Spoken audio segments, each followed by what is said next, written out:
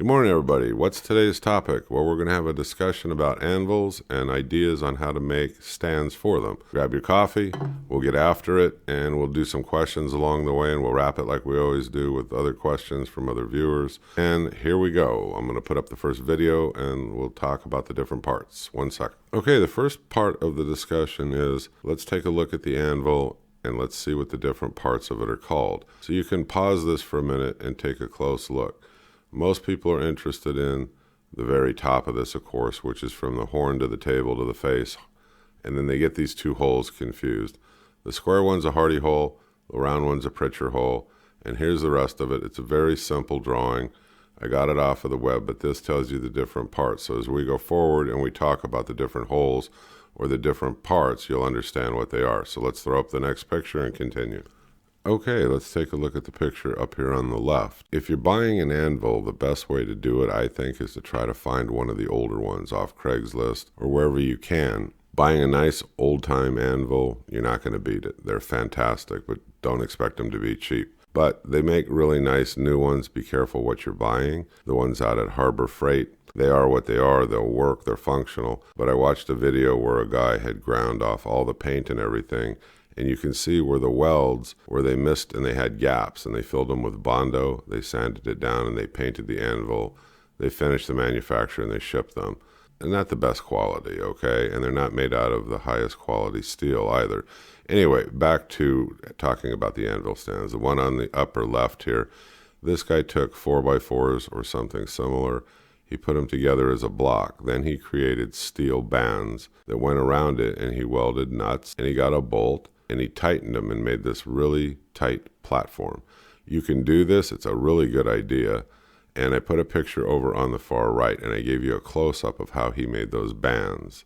The one on the left, of course, has longer bands. The one on the right's got shorter bands. It doesn't really matter.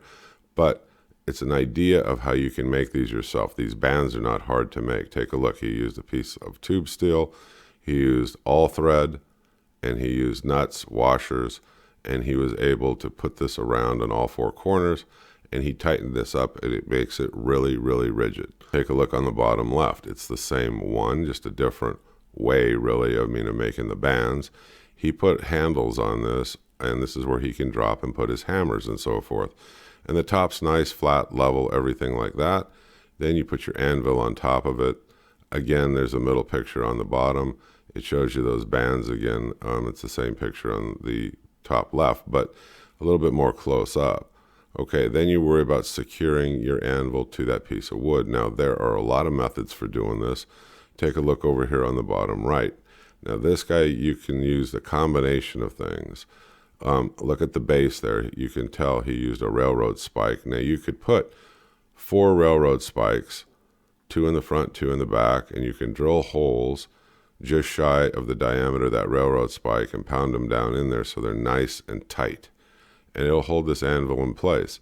Then for additional securement, he put a chain around this, and you can fasten it, and I'll show you more pictures in a minute. You can fasten the chain to the side of this wood, and it will make it so this anvil doesn't move around on you. So these are good ideas, especially the strapping and especially the 4x4s if you don't have like a large wood stump, which we'll show you pictures of too. So this is one method. Now I'm going to take these down. I'll throw up some other pictures. We'll continue the discussion. One moment.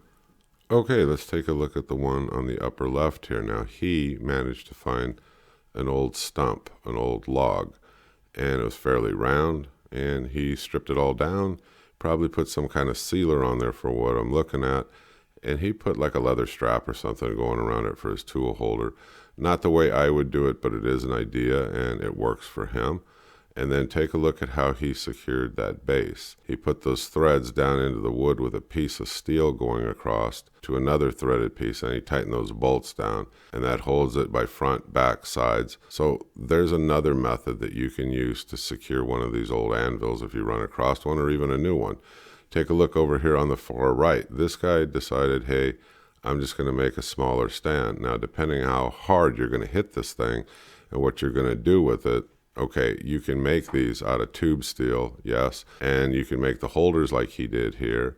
You can use these eye hooks by welding a nut onto the side, and you have a bolt on the bottom, and you have a chain going around it, and that would secure the anvil to the top also, so it wouldn't move on you right or left. These are good ideas for securing, and there's more than one way to have a stand. Most people use old tree stumps, I understand, but if you can't get one, can't find one, yes, it can be made out of steel. I'll show you a couple more pictures of guys that have made them out of steel. They're probably equally as good, but these are giving you ideas on how to make a stand, and you can also make them mobile. So there's a lot of different things that you can do when you get out in your shop and you start messing around deciding to make one of these. Let me throw up a couple more. Okay, let's take a look over here on the left. Now this is a homemade one. He used a wheel off a vehicle and he found some rather large diameter, square tubing. And this is the one that he made. Now it's functional for him in his shop. Not exactly the way I would have done it, but look, this works for him. And using that wheel base is a good idea. You can also add concrete to it to increase the weight. And he put a little vise on his, and he made this the way it would work for him in his shop. Look at the one in the middle. Now this guy made one pretty stout. It looks great. I mean, you could even anchor this to the floor if you wanted to. And he has the eye hooks and the chain. And remember, we went over that securing method. You can do it that way. And he put some, cold rolled round, made some hooks to put his hammer in. And this doesn't take up a lot of room, so that's a good idea too. Take a look at one over on the far right where that Miller welder is. Now, he made his stand a little bit different, and he used angle iron, and he kind of pinched this in on all four corners, and then he used, it looks like reclaimed steel, and he made the base. Doesn't look pretty? No, but I always tell you, this isn't a beauty contest. They're functional tools. And it saves you a lot of money from running out buying something very expensive, because they could charge you quite a bit for a heavy-duty anvil stand. So these are some thoughts. Take a look at them. They're good ideas, and I'm going to throw up the rest of the pictures so we don't make it a long video, and we'll talk about them. Give it one sec. Okay, let's take a look at the last four pictures. The one on the upper left here, he made a nice band going around this with these leather strips that he put for hammer holders. And again, he used that wood method of the 4x4s and the strapping. That's an idea. That's a pretty good one. Look on the bottom right below it. It's another view of it. You can see where he put the anvil. He's got his tools all around it. He's got a square piece of steel in the front that he uses for something. I'm not quite sure what. Let's look at the one in the middle. They found an old oak drum. Now you can fill this full of rock, concrete, whatever you want, and make it super heavy. And he put an anvil on top, and then he put handles on the sides. So you can drop his hammers and everything in through there. That's another good idea. Look on the top right. He made a very simple stand, and he put a little shelf below to put his tools in. So the video here is meant to give you ideas on how to make an anvil stand, and to remind you, if you're looking for an anvil, try to find an old one, if you can. If not, they make high quality, good new anvils, but they're probably a little pricey. But if you need one, you need one, and there's always somebody on Craigslist eventually that's getting rid of one. But if they're aware, they're going to ask quite a bit of money, because they know that these older anvils are worth quite a bit of money because of the way that they were forged and made. Okay, coffee and questions. Not too many questions popping up. I'm just going to go ahead and wrap the video. It wasn't meant to be long. It was meant to give you an explanation, like I promised in another video, of what are the parts of the anvil. We went over that. You can go back, pause, look at it. And these are ways that you can make stands. And it's not hard. It's not expensive. The 4x4s are not expensive. The metal strapping can be made out of scrap supply yard, wherever you want to get your metal. All thread is out at Home Depot. So are the nuts, bolts, everything else. You can make these stands. It's a fast, easy project. Put them on wheels. Don't put them on wheels. You can get locking casters, whatever you want.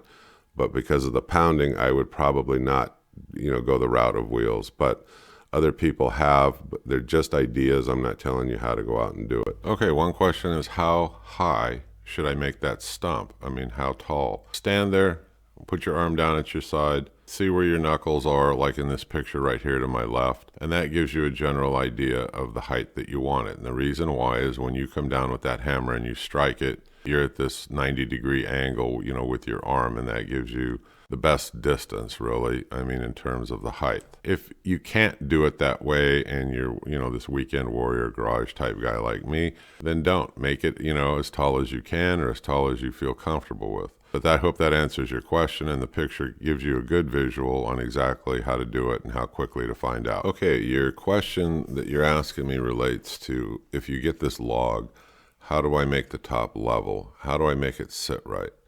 Set the log on the ground. It's going to be off. Look in the upper left picture. Me taking these pictures off of the web of another person that made something very similar is going to show you better than I can just verbally tell you. So look at the upper left. He put a 2x4 on there. He put a level on it. Now get it level. Get it real close to the lower edge of the log. You can see where the edge of that log is almost touching the top part of that level. So you want to get it to that point. Put a screw in there, level it, then put a second screw in there. Now let's look at the top right. Now you're going to put a second 2x4 in there touching that first one, and you're going to level it. You're going to level it over to the other 2x4. And you can see that's what he's doing here. Make sure it's nice and level. Put a couple of screws into the side of it and put a couple of screws into the end where the two 2x4s touch. Now look at the bottom left. You can see here he's leveling it, okay? And he's got his screw gun out. And notice, like I always keep saying, use steel screws. Don't use drywall screws. So you can see he's using some nice steel screws there. And he's going to go ahead and he's going to zap this thing into the side of the log as soon as he's got it level. Now look at the one over on the right. He's doing the third one now. Now you have all three level, and you can see the log sticking up out of the top. Okay, I have it nice and level. Well, what do I do now? Okay, hang on. I'm going to change it up. Hold on just a sec. Okay, then the next question is, how am I going to cut it? So here on the upper left, you've got your 2x4s in place. Just like I said, it's all leveled. The picture's poor, but I didn't want to keep exploding it because it'll get worse. But the picture over on the upper right is showing you where he took his chainsaw. He laid it right across that and started cutting. And you can see when he's done and he takes these off, you know, he's going to have that nice flat level surface. Now you can hit it with a belt sander. You can hit it with a random orbital on top if you want to, just to clean it up. You can also take the bark off of these. You can wire brush them down. You can use your wire wheel. You can apply stain to them. You can put things on them like for hanging your tools. You can take metal. You can bend them like L's or U's or any other shape that you want, and you can attach them to the side of this thing to drop your hammers and your tools into. There's a multitude of things you can do to tweak this to your own design at that point. You say, well, how am I going to fasten it? Okay. Take a look at the bottom far right. You can see where he wrapped a chain around it and brought it down to the side of the anvil. And he did it from the right, and then he did it again to the left. Now take a look at the bottom far left. These you can make in your garage out of steel, but make them out of nice thick steel because you want them not to bend and you want them to hold real stout into that wood. So he used lag bolts. So he went ahead and he heated it up, or maybe he didn't. I believe he did heat it up, even if you use oxyacetylene or some method, your barbecue pit, I don't know, whatever you got. But I used oxyacetylene when I make my brackets, and I heat it up, and then I just bend them. It's kind of, I know somebody goes, well, that's a redneck forge. Well, call it what you want, but it works, okay? So thick steel, you bend the L, you've drilled the holes, you've got your lag bolts, you zap it in. Now take a look on the bottom left, second picture in. He used an eye hook. You can put it in your vise and you can bend that eye hook out just a little bit. And you bring your chain down and you put it up into that eye bolt. And you can use your 4.5-inch angle grinder with a cutoff wheel to cut the chain, or however you want to cut the chain. But you go ahead and you put it on those hooks. Now that eye bolt sits down through that hole. Then you go ahead and you put a nut on the end of it and go ahead and start tightening it up. Now as you tighten it up, it's going to pull down on that chain incredibly hard. And that's going to hold that anvil in place on the top of the log. Another question came at me, what if it's still not level? Now I put that picture back over here on the left to show you. It's a simple trick this other guy used where I took the picture from, is you can use shims. See how he's got that shim over there? He's putting that in to create that absolute, stiffness in his leveling, because the log still could be a little bit off even after you've used the chainsaw and gone through the squaring method that we were describing. Okay, that's it for this video. I didn't see a lot of questions on it other than, hey, how do you square the stump? Hey, how do you secure it to the side of the stump? You don't have to do it this particular way. There are lots of other ways. Guys drill holes in the front of them and they use railroad spikes and they pound them down into the log so that that flange on the railroad spike that's sticking out will grip the feet. If it was me, you want to put 2 in the front, 2 in the back, and at least 1 on each side because you don't want this thing moving, out on you. Railroad spikes work perfectly fine too. There's nothing wrong with that method either. The choice is yours. Okay, I'm the home handyman. I'm still pushing to hit that upper level that YouTube wants. If you like the videos, click subscribe. I will see you on the next video, and I hope you folks have a great day. Thank you very much for watching. Bye-bye.